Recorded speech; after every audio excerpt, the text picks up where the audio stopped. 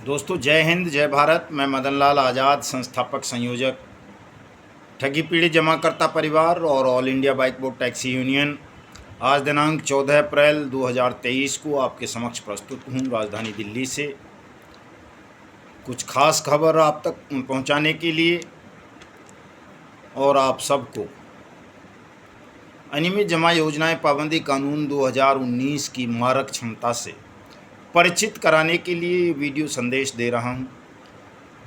हमेशा की तरह जिन साथियों ने हमारे YouTube चैनल युगांतर न्यूज़ को अभी तक सब्सक्राइब नहीं किया है वो इसे सब्सक्राइब ज़रूर कर लें। मेरे इस वीडियो संदेश को ज़्यादा से ज़्यादा साथियों तक शेयर करें, लाइक करें, कमेंट करें ताकि देश के तमाम ठगी पीड़ित जमाकर्ता परिवार जागरूक होकर अपने अधिकार को प्राप्त कर सकें, अपनी डूबी हुई रकम को ठगों और बेईमानों के खूनी पंजों से निकालकर अपने घर तक ला सकें।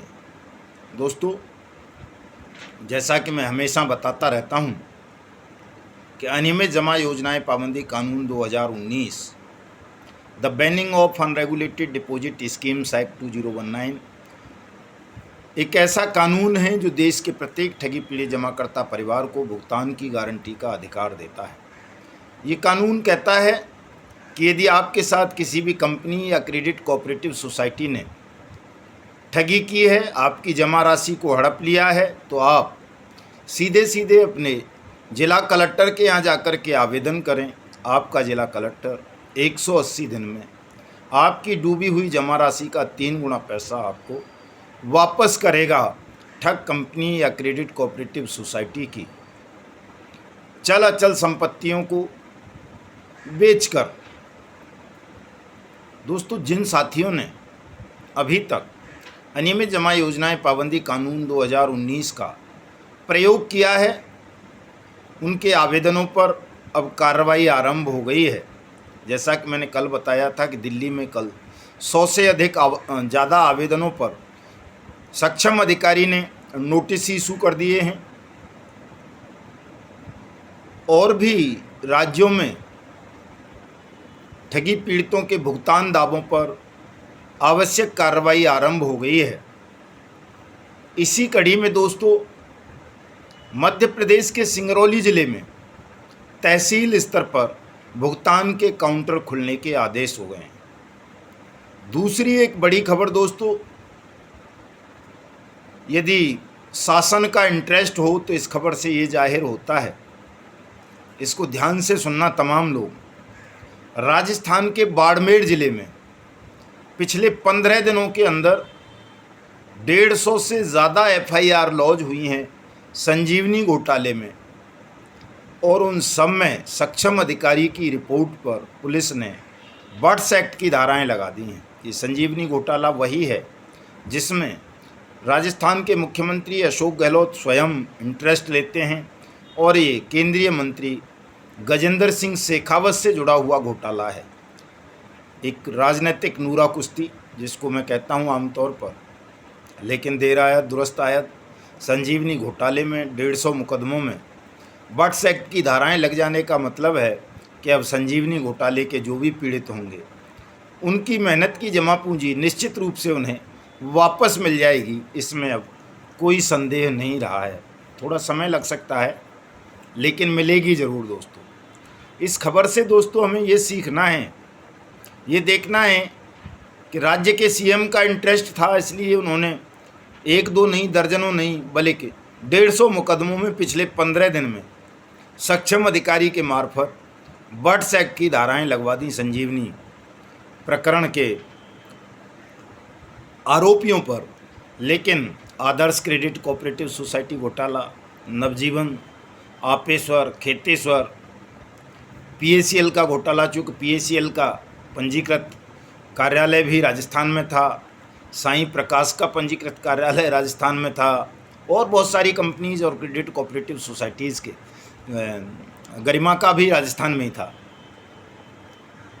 राजस्थान में रहे हैं बहुत सारी कंपनीज़ और क्रेडिट कोऑपरेटिव सोसाइटीज़ के दफ्तर, पंजीकृत कार्यालय, लेकिन वहाँ उन पर बर्ड्स एक्ट की धाराएं नहीं लगाई जा रही, बल्कि राजस्थान सरकार ने जो कंपनीज़ के ठगी पीड़ित हैं उनको राहत देने के लिए बट्स एक्ट को ही लंगड़ा लूला कर दिया है। उन्होंने वहाँ डिप्टी रजिस्ट्रार कोऑपरेटिव को सक्षम अधिकारी नियुक्त किया है, जो केवल क्रेडिट कोऑपरेटिव सोसाइटीज़ के पीड़ितों के आवेदन वो भी ऑनलाइन एक्सेप्ट करते हैं भुगतान के, जबकि अन्य राज्यों में चाहे वो उत्तर प्रदेश हो, मध्य प्रदेश हो, बिहार हो, छत्तीसगढ़ हो, झारखंड हो, महाराष्ट्र हो, सब में सक्षम अधिकारी जिला कलेक्टर साहब को बनाया गया है और जिला कलेक्टर को कानून में ये एम्पावर्ड किया गया है कि वो तमाम ठग कंपनी और क्रेडिट कोऑपरेटिव सोसाइटीज़ के पीड़ितों के आवेदन लें और उनका भुगतान कराएं। लेकिन राजस्थान में इस प्रक्रिया को बदल दिया गया, कानून को ही लंगड़ा लूला कर दिया गया। वहाँ केवल क्रेडिट कोऑपरेटिव सोसाइटीज़ के भुगतान के दावे एक्सेप्ट किए जाते हैं, वहाँ कंपनीज़ के पीड़ितों के भुगतान के दावे एक्सेप्ट नहीं किए जाते, जो राजस्थान सरकार की भूल तो मैं नहीं कहूँगा, जानबूझकर की गई लापरवाही है। लोगों की आंखों में धूल झोंकने का कुत्सित प्रयास है, जिसका हम सबको डटकर विरोध करना है और सरकार को यह एहसास करा देना है कि अगर आपने कानून के साथ खिलवाड़ किया, जनता के साथ खिलवाड़ किया, ठगी पीड़ितों के साथ खिलवाड़ किया, तो आपकी सत्ता का अस्तित्व समाप्त कर दिया जाएगा। दोस्तों, हमारे बहुत सारे साथी अपने बल पर संघर्ष कर रहे हैं जहां हम भी नहीं पहुंच पा रहे, और वो अपने बल से संघर्ष करके अपने अपने राज्यों में, अपने अपने ज़िलों में भुगतान के काउंटर खुलवा रहे हैं। मैं बधाई दूंगा, नमन करूंगा उनके साहस को। हमारे बिहार के प्रदेश अध्यक्ष लल्लन यादव जी, हमारे राष्ट्रीय महामंत्री सुभाष यादव जी, हमारे सक्रिय साथी वहाँ पर मोदी जी, इन तीनों साथियों ने मिलकर और तमाम साथियों के सहयोग से बिहार में मिशन भुगतान भारत यात्रा कार्यक्रम पार्ट 3 अपने बल से आरंभ की और करीब 3 जिलों में स्वयं अपने बल से, अपने संघर्ष से, कटिहार जैसे जनपदों में भुगतान के काउंटर खुलवा लिए हैं। सबक लेना चाहिए हमारे दूसरे साथियों को भी, जैसे राजस्थान के हमारे रतनलाल सांखी जी हैं, ब्रजमोहन योगी जी हैं, कंवर सिंह यादव जी हैं, गोपाल भार्गव जी हैं, और बहुत से साथी हैं। राजस्थान में हमारे संगठन का ज़्यादा विस्तार है, बिहार में तो उतना विस्तार अभी हुआ भी नहीं है, लेकिन राजस्थान में हमारे साथ सैकड़ों साथी हैं, और वो अगर ठीक से संघर्ष करेंगे तो राजस्थान की सरकार को झुकना पड़ेगा। उसे एक्ट की खामियां दूर करनी होंगी, हर ज़िले में भुगतान के काउंटर खोलने पड़ेंगे, और जिस तरह से अन्य राज्यों में तमाम ठग कंपनी और ठग क्रेडिट कोऑपरेटिव सोसाइटीज़ के पीड़ितों के भुगतान के दावे एक्सेप्ट किए जा रहे हैं, वैसा ही राजस्थान में भी होगा। हमारे हरियाणा के साथी इस मामले में बहुत कमज़ोर हैं दोस्तों। हरियाणा के साथियों को भी अब जोर शोर से पूरी शक्ति के साथ लगना चाहिए बट्स एक्ट की अनुपालना करवाने में, और हरियाणा में भी जिला स्तर पर तो कम से कम भुगतान के काउंटर खुलवा ही लेने चाहिए। जहां हमारी ज़रूरत पड़े हमको बुलाएं, हम भी आएंगे दोस्तों।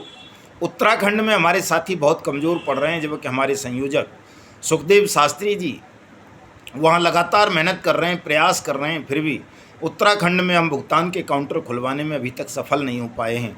तो दोस्तों, मेरी इच्छा है कि अभी चूँकि गर्मी का मौसम चल रहा है तो थोड़ी ज़्यादा ताकत हम उत्तराखंड में लगा दें, और हिमाचल तो बिल्कुल कमज़ोर है, तो हिमाचल और उत्तराखंड में हफ्ते 2 हफ्ते लगा दें, ताकि वहाँ भुगतान के काउंटर खुलें और गर्मी भी थोड़ा हल्की हो जाएगी। बाकी राज्य थोड़ा ज़्यादा गर्म हैं, तो फिर उसके बाद गर्म राज्यों की तरफ बढ़ लेंगे। तो ये मेरा प्रस्ताव है, तमाम साथी इस प्रस्ताव पर अपना अपना सुझाव देंगे और इस कारवां को आगे बढ़ाएंगे। मिशन भुगतान भारत यात्रा कार्यक्रम पार्ट 3 चल रहा है मध्य प्रदेश में। हमारा राज्य स्तरीय सम्मेलन होने जा रहा है 16 अप्रैल को ही। तमाम साथी उसमें शिरकत करें, सादर आमंत्रित हैं, चाहे वो मध्य प्रदेश के हमारे राष्ट्रीय कार्यकारिणी के पदाधिकारी हों, प्रदेश कार्यकारिणी के या जिला स्तरीय कार्यकारिणी के, सब वहाँ हमारे जिलाध्यक्ष भोपाल नारायण सिंह जी से संपर्क कर लेंगे। वही इस कार्यक्रम को आयोजित कर रहे हैं प्रदेश अध्यक्ष किशन दास गुप्ता जी के सहयोग से। इसी तरह से झारखंड में साथियों से मैं अनुरोध करूंगा कि वो भी अपने प्रयास को और तेज़ करें, ताकि जिन जिलों में अभी भुगतान के काउंटर नहीं खुले हैं वहाँ भुगतान के काउंटर खुल सकें। हमारे यूपी के साथी भी 2-4 ही ज़िले रह गए हैं यूपी में, तो जहाँ भुगतान के काउंटर नहीं हैं वहाँ ताकत लगाएं, भुगतान के काउंटर आरंभ करवाएं। ज़रूरत पड़ेगी तो हम भी आ जाएंगे, कोई दिक्कत नहीं है दोस्तों।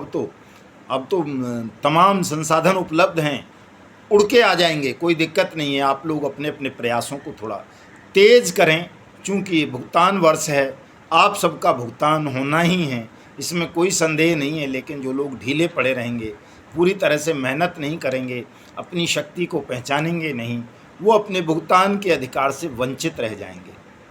पूरा, चाहे केंद्र सरकार हो चाहे राज्यों की सरकारें हों, इस वक्त वो सभी भारी दबाव में हैं, क्योंकि आपकी संख्या 42 करोड़ है दोस्तों, और 42 करोड़ लोगों की आवाज़ को कोई शासन, कोई प्रशासन अनसुनी कर देगा, ये संभव नहीं है। आप अपनी ताकत का एहसास करो, आपके अंदर बहुत शक्ति है, आप चाहेंगे तो आपका भुगतान बहुत जल्द प्राप्त हो जाएगा। इसलिए थोड़ा ताकत लगाइए। देखिए, महाराष्ट्र के साथियों ने ताकत लगाई तो वहाँ हम भी पहुँचे, और महाराष्ट्र जैसे राज्य में भी भुगतान के काउंटर आरंभ हो गए। गुजरात में भी सक्षम अधिकारी अपॉइंट कर दिया गया है वाट्स एक्ट के तहत, तो गुजरात के साथी भी थोड़ा सा साहस करें, 2-4 जगह धरने प्रदर्शन करें, कलेक्ट्रेट्स का घेराव करें, तो वहाँ भी भुगतान के काउंटर बहुत जल्दी खुल जाएंगे। त्रिपुरा में सक्षम अधिकारी नियुक्त कर दिए गए हैं, जम्मू कश्मीर लद्दाख में नियुक्त कर दिए गए हैं, हिमाचल में नियुक्त कर दिए गए हैं, कर्नाटक में सक्षम अधिकारी नियुक्त कर दिए गए हैं, उड़ीसा में कर दिए गए हैं। यानी कहने का मतलब है, 1-2 राज्यों को छोड़ दें तो देश के तमाम राज्यों में वाट्स एक्ट 2019 के तहत सक्षम अधिकारी नियुक्त कर दिए गए हैं, और वो सब इसीलिए नियुक्त किए गए हैं कि वो आपके भुगतान के आवेदन लें, आपका भुगतान करें। दोस्तों, मैं तमाम साथियों से ये अनुरोध करना चाहूँगा कि आप सब अपनी शक्ति को पहचानो, एकजुट हो जाओ, अपनी पीड़ा को सामूहिक स्वर दो। इस सरकार को, शासन को, प्रशासन को आपका भुगतान करना होगा। सरकार में बैठे हुए लोग बड़े षड्यंत्रकारी किस्म के होते हैं दोस्तों। वो जब देखते हैं कि जनता एकजुट हो रही है उनके खिलाफ, तो वो तुरंत फुरत सबसे पहले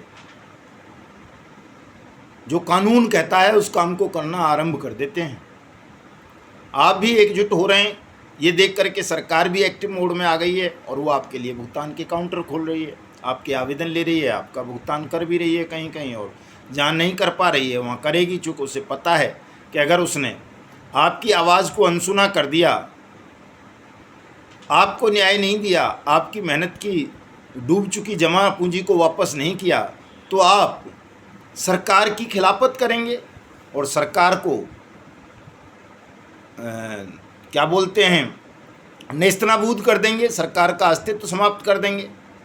क्योंकि सरकार तो आपके वोट से ही तो बनती है, और जो दल, जो सरकार या जिस दल की सरकार आपका भुगतान नहीं करेगी, जाहिर सी बात है आप उस पॉलिटिकल पार्टी को वोट नहीं करेंगे, उसकी खिलाफत करेंगे, तो अगली बार उनका सत्ता में आना असंभव हो जाएगा। इस बात को तमाम लोग जानते हैं, तमाम नेता लोग जानते हैं, आपसे बेहतर जानते हैं, आप थोड़ा कम जानते हैं, लेकिन अपनी इस जानकारी को बढ़ाइए, अपने पास सूचनाओं का भंडार रखिए, अपने ज्ञान को बढ़ाइए, और आपका ज्ञान तब बढ़ेगा जब दोस्तों आप सत्य के मार्ग पर चलेंगे, आपको झूठ और सच का अंतर पता होगा।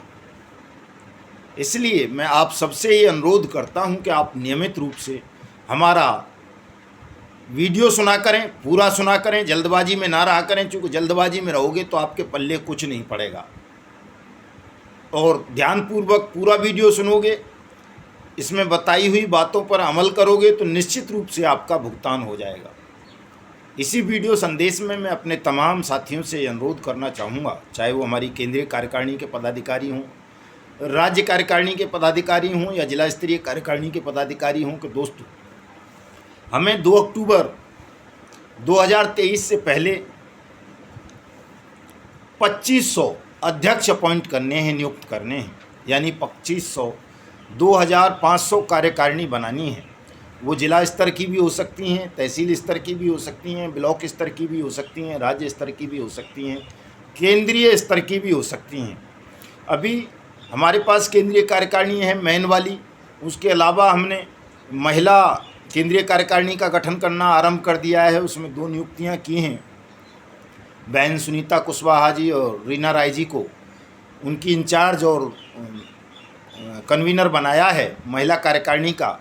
उनकी जिम्मेदारी दी गई है कि वो राष्ट्रीय स्तर पर पूरी महिला कार्यकारिणी बनाएं, महिला विंग हमारे ठगी पीड़ित जमाकर्ता परिवार की। इसी तरह से एक यूथ विंग भी बनाना है, युवा विंग भी दोस्तों, उस पर भी जल्दी से काम शुरू करेंगे। और चूँकि हमारे संगठन में बहुत बड़ी तादाद में हमारे पूर्व सैनिक भाई जुड़े हुए हैं, तो एक सैनिक विंग भी बनाएंगे हम और दूसरे विंग भी बनाएंगे। और राष्ट्रीय स्तर के अलावा हम राज्य स्तर पर, जिला स्तर पर, तहसील स्तर पर और ब्लॉक स्तर पर भी अपनी कार्य समितियों का गठन करेंगे। इस काम को दोस्तों तेज़ करना है, बहुत तेज़ करना है, क्योंकि जब तक आपका संगठन ब्लॉक स्तर पर, तहसील स्तर पर, जिला स्तर पर, मंडल स्तर पर, राज्य स्तर पर नहीं होगा, तो आपका जो लक्ष्य है शक्ति प्रदर्शन का, चूँकि बिना उसके इस काम में तेज़ी नहीं आएगी। शक्ति प्रदर्शन जरूर करना पड़ेगा। हमको 1 लाख से अधिक लोग चाहिए 2 अक्टूबर 2023 को राजधानी दिल्ली में, और वो सब ठगी पीड़ित हों। और ये तभी आ पाएंगे दोस्तों जब आपका संगठन होगा, 2500 कार्य समिति आपकी होंगी। तो अगर एक कार्यकारिणी पर हमने 50 लोगों की जिम्मेदारी दी, तो 1.25 लाख लोग बड़े आसान तरीके से आप दिल्ली में लेकर के आ सकते हो। ये कोई बड़ा टारगेट नहीं है, 50 लोग जोड़ना एक कार्यकारिणी के लिए बहुत छोटा सा आंकड़ा है दोस्तों। आप तो नेटवर्कर रहे हैं, मुझसे ज़्यादा बेहतर जानते हैं। 1 का 2, 2 का 6, 6 का 12, 12 का 1200, 1200 का 12 लाख आप लोग तो क्षणों में कर देते हो। मैं नेटवर्कर नहीं हूँ, लेकिन इतना तो मैं भी समझता हूँ कि अगर 2500 अध्यक्ष हमारे पास हो जाएं केवल, तो अगर वो 50-50 लोग भी लेकर के आएंगे तो 1.25 लाख लोग दिल्ली में आ जाएंगे। और 1.25 लाख का मतलब है 1 घंटे में आपकी डिमांड स्वीकार कर लेना, ठगों को मृत्युदंड, अविलंब आपका भुगतान। 2 ही तो मांगे हैं, छोटी सी है, कोई बड़ी मांग नहीं है। ठगों को मृत्युदंड की व्यवस्था करा लें और बट्स एक्ट 2019 के तहत आपका भुगतान सुनिश्चित करा लें, ये हो जाएगा दोस्तों। लेकिन इस छोटे से आंकड़े पर आप सबको मनोयोग से काम करना है। और चूंकि अब संगठन बड़ा हो गया है, बड़ी जिम्मेदारियां आ गई हैं, तो तमाम साथियों को इस संगठन को मजबूत करने के लिए, मिशन भुगतान के कारवां को आगे बढ़ाने के लिए आर्थिक सहयोग भी करते रहना है दोस्तों। जो चाय पर चर्चा, चाय दान की जो प्रस्ताव हमारे एडवोकेट लालमणि साहब ने, जिला प्रभारी रीवा ने दिया था, उस पर आप लोग तेज़ी से आगे बढ़ रहे हैं। बहुत बहुत शुक्रिया आपका, बहुत बहुत धन्यवाद कि आप लोग इन तमाम चीज़ों को समझने लगे हैं, उन पर काम करने लगे हैं। इसलिए भुगतान दिवस नज़दीक आ गया है, भुगतान वर्ष नज़दीक आ गया है, आपका भुगतान नज़दीक आ गया है। तो इस चीज़ पर भी आप तमाम साथी विशेष ध्यान देंगे।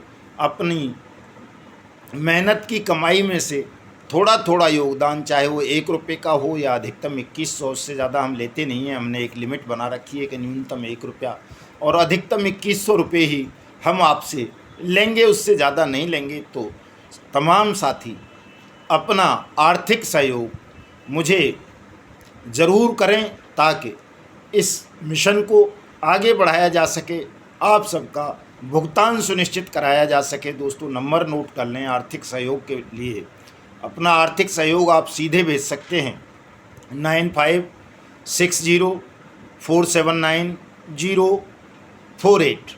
ये डिस्क्रिप्शन में भी मैं नंबर दूंगा आज आपको। आप इस पर गूगल पे, फ़ोन पे, पेटीएम के माध्यम से अपनी सहयोग राशि भेजकर मिशन भुगतान भारत यात्रा कार्यक्रम और ठगी पीड़ित जमाकर्ता परिवार को और इस पूरे मिशन को अपना सहयोग प्रदान कर सकते हैं। जय हिंद, जय भारत।